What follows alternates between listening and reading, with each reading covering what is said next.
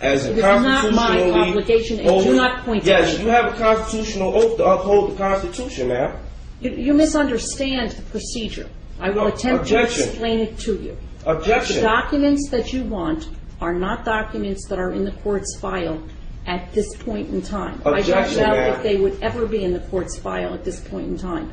That's not my problem, ma'am. Absolutely, it's your problem. But that's your not my position problem. is that you want them from the prosecutor, and you have requested them from the prosecutor. That's right. And the prosecutor has failed to give them to you. That's right. You can make the appropriate application to the court, and you can say to the court, I've asked for them, I'm entitled to them, I haven't gotten them, order them to give it to me. I've already filed received a notarized affidavit of fact in reference to return of property weeks ago. A notarized affidavit. So if you're telling me you don't have to acknowledge affidavits, all right, that's what your statement is. However, bottom line is this court has failed to prove jurisdiction and has avoided the issue of jurisdiction at all costs. And nobody in here has the status.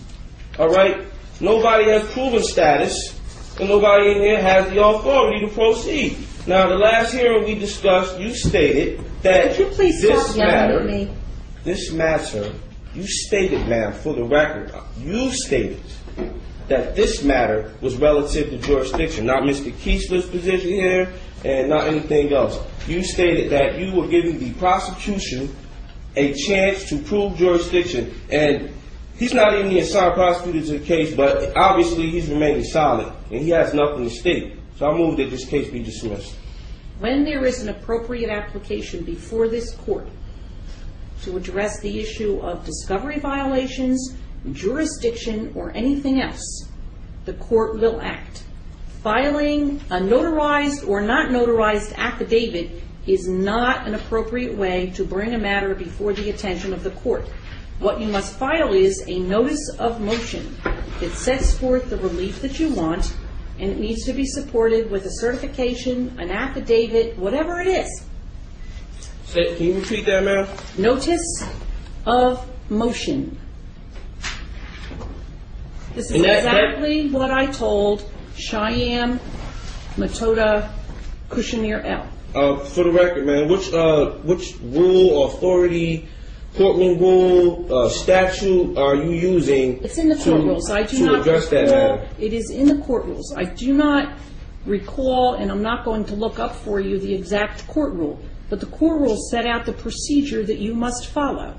Objection, ma'am. I'm not a party to society. I'm not subject to your courtroom rules, and you have not proven jurisdiction. And I will never address the issue of jurisdiction until and unless the appropriate application is made before the court, because filing either an affidavit that's notarized or an affidavit that's not notarized does not bring it before the attention of this court.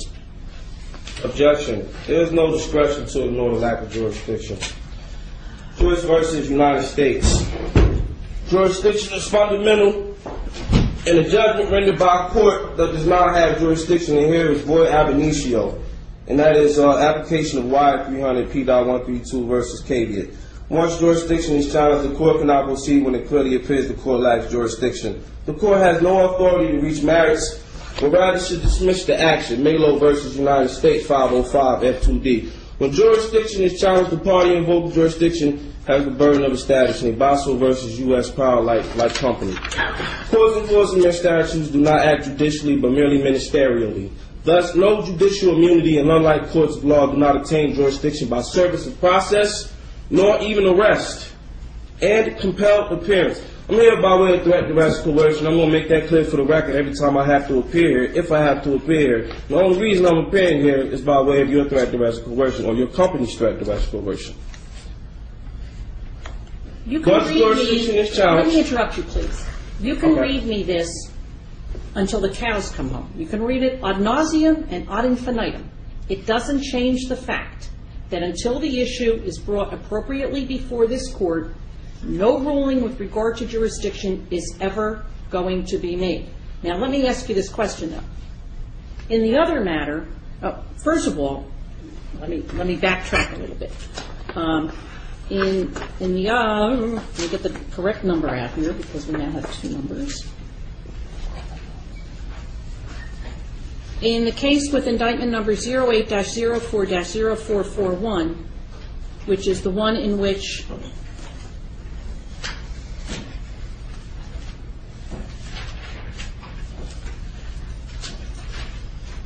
Cheyenne M. Cushing-Murrell is also involved, I have severed those matters, so they will be on completely separate tracks. But he told me that he had filed a notice of removal to the federal court, and my question to you is, have you filed a notice of removal to federal court with regard to any of these matters? Yes, ma'am. Notice of removal All has of been them? filed All of them? regarding all matters. The three matters? Yes, the three matters that you. May I ask you, please, would you tell me, referenced. when did you file this? It was filed last night, FedEx. To By the way of federal FedEx, court? to the federal court. All right. Yes. Now, as I am sure you are aware, if the court accepts them, then we will simply transfer them to the federal court. We won't deal with them anymore. Okay, well, I'm still sure you're aware of the matter that you've not proven jurisdiction in either of the hearings and that you've avoided addressing the issue of jurisdiction. And I will continue to not address the issue of jurisdiction until the appropriate motion is filed with the court and the court has the ability to address it and make a determination with regard to it. And Judge, if I could just for a minute, that's the issue at hand. As currently stands, we are representing. Objection. You're not representing me. Therefore, it would be our responsibility to file that motion. Given the fact that he will not cooperate with our office, it's impossible for us to do that. Objection. We really need to Well, reach the issue. I want to get back to what I do want to get back to what Amir KCL said. Now, we addressed the issue to some extent with regard to the indictments. I have here for you, and the record will reflect, that I am giving you a copy of the indictment that has 08-07-0727 and also 08-04-0441. Objection. Just for the record, the Office of Public Defense is not representing me.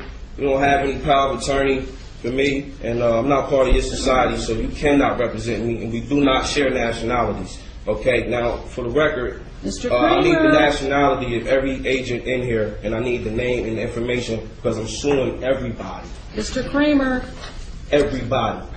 So I need everybody's name and your position, starting with you, Excuse me. sir. Who is calling out from the audience? I was, ma'am. No, you were not. Who No, do not hand anything over. Nothing. In the audience, please do not call out while court is in session, or the officer will ask you to leave.